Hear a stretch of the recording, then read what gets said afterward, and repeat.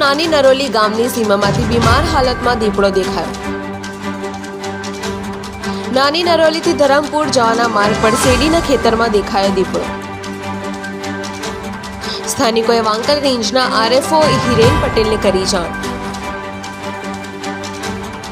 બીમાર દીપડાની વહારે આવી Vankal range forest team.